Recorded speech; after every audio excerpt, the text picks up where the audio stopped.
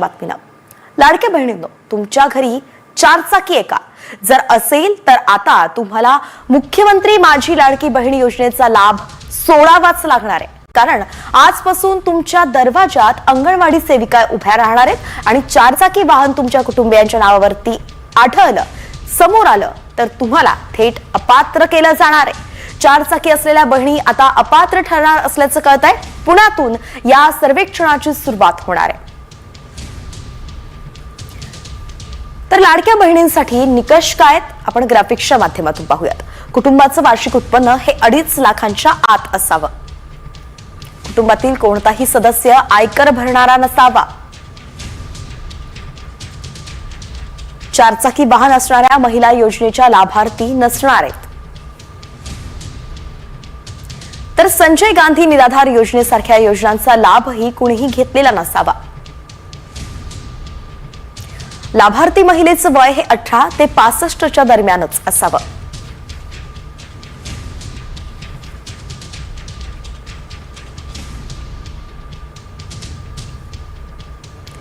तर लाडक्या बहीण योजनेच्या निकषात न बसणाऱ्या सगळ्या लाडक्या बहिणींना आता अपात्र केलं जाणार आहे. त्याची प्रक्रिया लवकरच सुरू होतीये.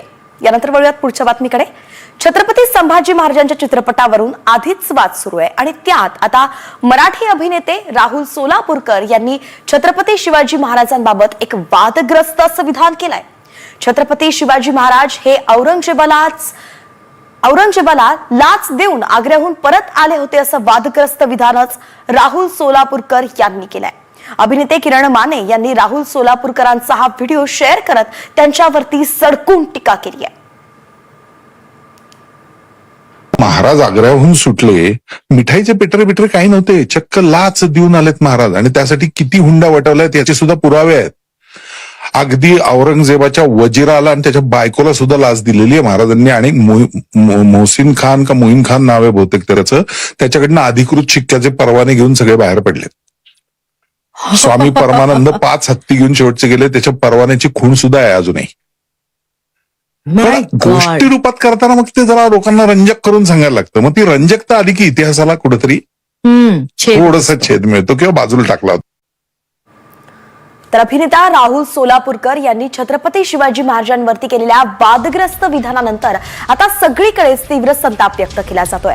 राष्ट्रवादी काँग्रेसचे नेते अमोल मिटकरी तसंच पवार गटाचे नेते जितेंद्र आव्हाड यांनी सुद्धा त्यांचा चांगलाच समाचार घेतलाय. शिवरायांबद्दल विधान करून इतिहासाचं विकृतीकरण करणारा हा राहुल सोलापूरकर कोण असा सवाल आव्हाडांनी विचारलाय.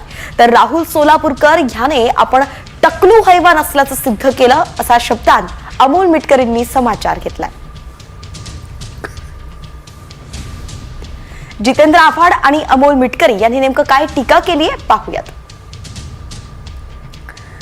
तर जितेंद्र आव्हाडांनी ट्विट केलंय की इतिहासाचं विकृतीकरण करणारा हा राहुल सोलापूरकर कोण महामूर्ख आहे? हा मूर्ख माणूस सध्या महाराष्ट्राला इतिहासाचे डोस पाचतोय. शिवाजी महाराजांची उंची कमी करण्याचा अश्लाघ्य प्रयत्न अशा या पडतूस माणसांकडून केला जातोय, त्याचा निषेध करावा तेवढा कमीच आहे. या महामूर्खानं आपल्या तोंडाला टाळं लावावं. शिवप्रेमी हे फार सहन करणार नाहीत आणि हिरकणी बुरुज कुठे आहे हे याला रायगडावरती नेऊन दाखवावं.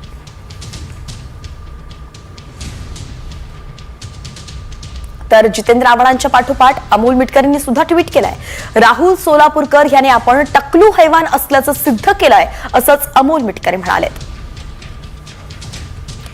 शिवाजी महाराजांच्या बाबतीत केलेलं वादग्रस्त विधान, आपल्या विकृत मानसिकतेतून इतिहासाची केलेली मोडतोड हे शिवप्रेमी म्हणून कधीच सहन केलं जाणार नाही असंही अमोल मिटकरी म्हणाले.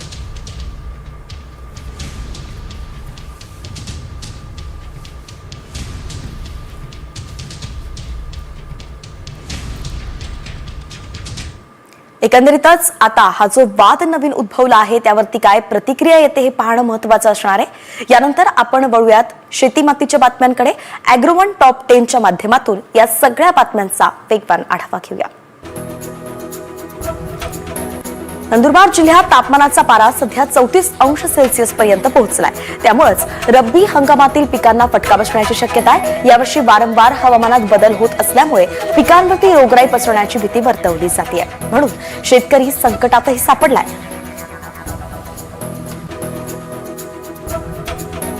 नंदुरबार जिल्ह्यात पपई तोडणीला वेग आलाय. पपईला यावर्षी चांगला दर मिळत असल्यानं शेतकऱ्यांमध्ये समाधान दिसून येत आहे. परंतु पपईचे दर शेवटपर्यंत असेच राहावे अशी अपेक्षा शेतकऱ्यांकडून करण्यात येते.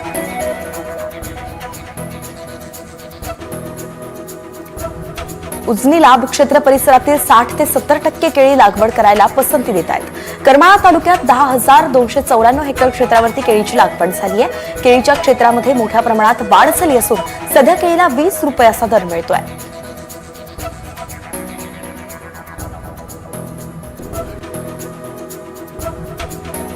सोयाबीन कापसानंतर तुरीचे दर सुद्धा घसरलेत. त्यामुळे नाफेडच्या केंद्रावरती तूर विक्रीसाठी शेतकऱ्यांची नोंदणी मोठ्या प्रमाणात होण्याची शक्यता आहे. यासाठी नाफेडनं नियोजन सुरू केलंय.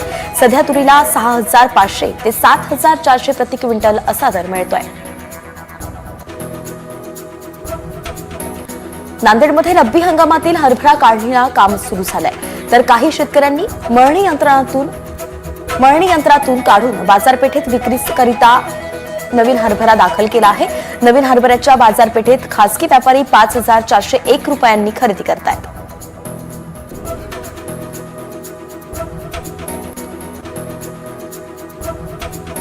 जिल्ह्यात संत्रा बागांमध्ये फळ तोडणीला वेग आलेला आहे.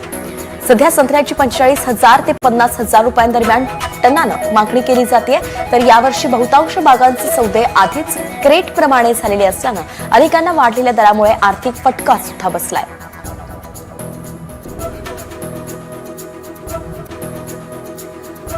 बारामतीच्या रेशीम बाजारामध्ये रेशीम कोशास प्रति किलो 770 असा उच्चांकित बाजार दर मिळालाय.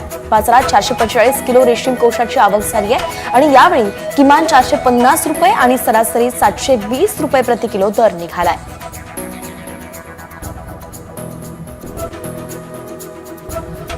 अखिल 15 दिवसांपूर्वी थंडी जास्त असल्यानं मोसंबीचे दर पडले होते. मात्र आता थंडीची लाट ओसरताच दिल्लीसह इतर राज्यात जालन्याच्या मोसंबी दरातही वाढ झाली आहे. त्यामुळे मोसंबीला प्रतिटन 8 ते 17,000 असा दर मिळतोय.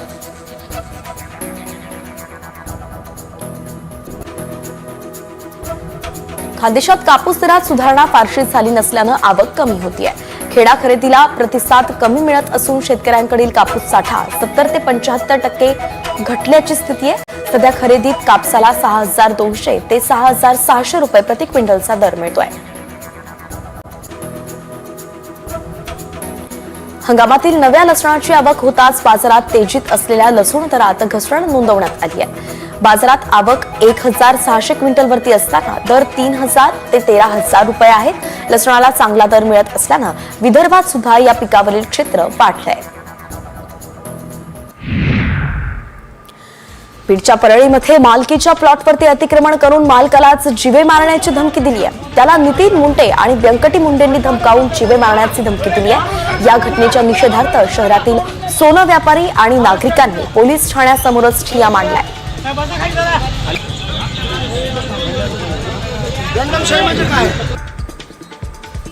गाव गुंडांवरती कारवाई करण्यासाठी ग्रामस्थांनी ठिय्या आंदोलन पुकारलं. धाराशिवच्या उमरगा तालुक्यातील कराडीतील मंदिरात झोपलेल्या 2 विद्यार्थ्यांना गाव गुंडांनी तलवारीचा आणि हंटरचा धाक दाखवून मारहाण केली होती. यामुळे घाबरलेल्या ग्रामस्थांनी कारवाईची मागणी करत पोलीस ठाण्यात रात्रभर ठिय्या मांडला होता.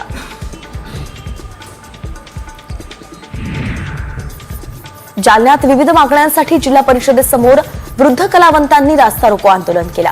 वृद्ध कलावंतांना महिन्याला 11,000 रुपये द्यावे या मागणीसाठी आंदोलन करण्यात आलं. जिल्ह्यातल्या 300 कलावंतांचा मानधनाचा प्रस्ताव मंजूर करण्यात यावा अशी मागणी यावेळी कलावंतांनी केली आहे.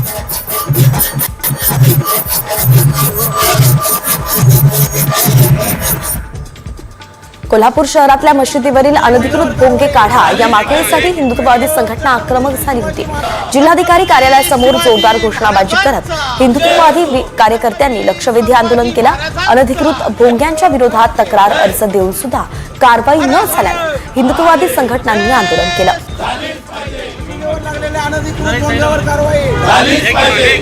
छत्रपती श्री शिवाजी महाराज, छत्रपती शिवाजी. वाशिमच्या वाकदमध्ये महिलांनी हंडा घेऊन जिल्हाधिकारी कार्यालयासमोर आंदोलन केलं. गावात जलजीवन मिशन अंतर्गत 3 वर्षांचा कालावधी पूर्ण होऊन सुद्धा पाणी पोहोचलंच नाहीये. संतप्त ग्रामस्थांनी योजनेचं काम करणाऱ्या कंत्राटदारावरती कारवाईची मागणी केली आहे.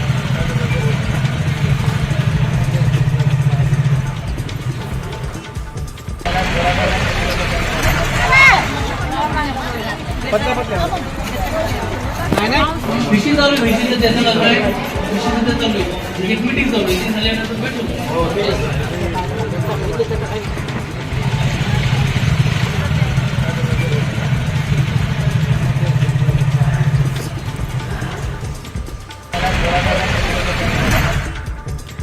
बातमी मुंबईकरांसाठी अत्यंत महत्वाची अशी आहे, कारण महापालिका निवडणुकांच्या तोंडावरती आज मुंबई महापालिकेचा अर्थसंकल्प सादर होणार आहे. त्यामुळेच यंदा इलेक्शन बजेट असण्याची शक्यता आहे.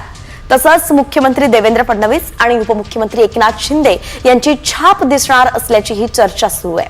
इलेक्शन बजेटमुळे मुंबईकरांवरती कोणताही करवाढ नसेल, तर नव्या योजनांसाठी भरीव तरतूद असण्याची ही शक्यता वर्तवली जाते.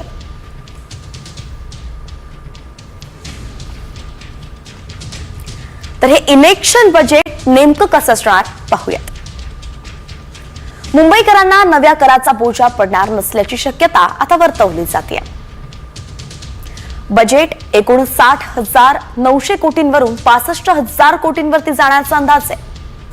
कोस्टल रोडच्या दहिसर पर्यंत विस्तारासाठी सुद्धा भरीव निधी यात दिला जाऊ शकतो. मुंबईतल्या सर्व रस्त्यांच्या काँक्रिटीकरणासाठी निधी सुद्धा दिला जाईल.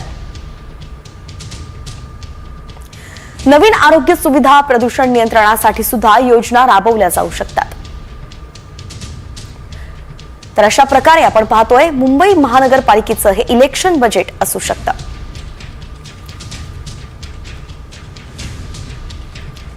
महापालिका निवडणुका येऊ घातल्या आहेत आणि त्यातच बीएमसी निवडणूक ही तर अत्यंत महत्वाची मानली जाते, कारण की देशाची आर्थिक राजधानी म्हणूनच मुंबईला ओळखलं जातं.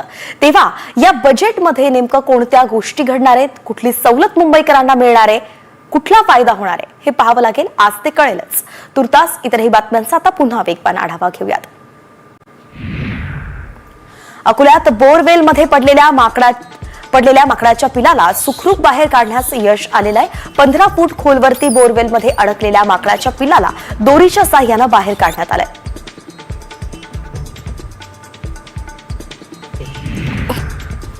सांगलीमध्ये एका तरुणाच्या घरामध्ये विषारी साप सापडलाय. दोरी समजून या तरुणानं सापालाच उचललं. सुदैवानं सापानं चावा घेण्यासाठी तोंड पुढे केलं, पण तरुणाने हात मागे घेतल्यामुळे तो बचावला. सांगलीच्या पलूस तालुक्यातील कुंडल इथे ही घटना घडली आहे.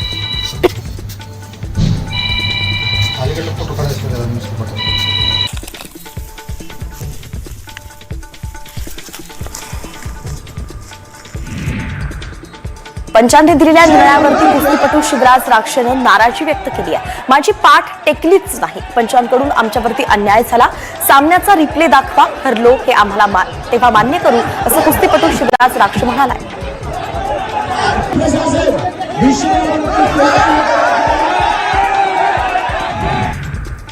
महाराष्ट्र केसरी वादावरती डबल महाराष्ट्र केसरी पैलवान चंद्रहार पाटील यांनी सुद्धा संतप्त प्रतिक्रिया दिली आहे. शिवराजवरती जो अन्याय झाला त्या पंचांना गोळ्या घातल्या पाहिजे असं थेट वक्तव्य चंद्रहार पाटलांनी केलंय.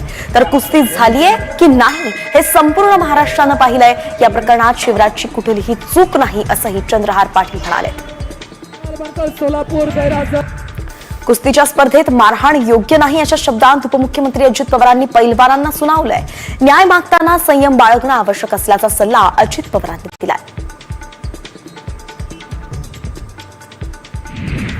शिवराज राक्षेच्या कुटुंबियांनी तक्रार केल्यास समिती स्थापन करून पंचांवरती कारवाई केली जाणार असल्याची माहिती महाराष्ट्र राज्य कुस्तीगीर संघाचे कार्याध्यक्ष संदीप भोंडवेंनी दिली आहे. पैलवानांचं नुकसान होऊ नये म्हणून गुन्हा दाखल करण्यात आला नाहीये.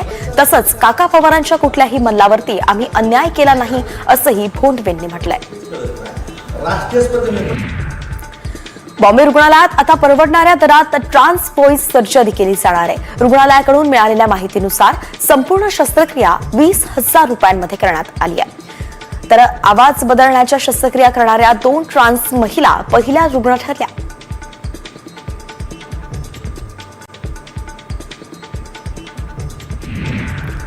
महापालिका निवडणुकांच्या तोंडावरती आज मुंबई महापालिकेचा अर्थसंकल्प सादर होणार आहे. तसंच मुख्यमंत्री देवेंद्र फडणवीस आणि उपमुख्यमंत्री एकनाथ शिंदे यांची छाप दिसणार असल्याची चर्चा सुरू आहे. यंदा नव्या योजनांसाठी भरीव तरतूद असण्याची शक्यता आहे.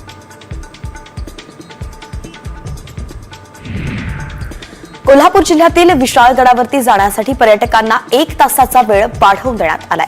विशाळगडावरील संचारबंदी शिथिल केल्यानंतर पर्यटकांना विशाळगडावरती जाण्यासाठी सकाळी 10 ते 5 अशी वेळ होती. मात्र जिल्हा प्रशासनाकडून आता सकाळी 9 ते 5 पर्यंत वेळ वाढवण्यात आलाय. इस्रोनं 29 जानेवारीला नेव्हिगेशन सॅटेलाइट मिशन लॉन्च केलं होतं. मात्र या मोहिमेत तांत्रिक अडथळा निर्माण झाला असल्याची माहिती समोर आली आहे. सॅटेलाइटमध्ये तांत्रिक बिघाड निर्माण झाल्यामुळे त्याची पुढची कक्षेत जाण्याची प्रक्रिया थांबली आहे. श्रीहरिकोटा इथल्या अंतराळ केंद्रातून इस्रोचं हे 100वे प्रक्षेपण होतं.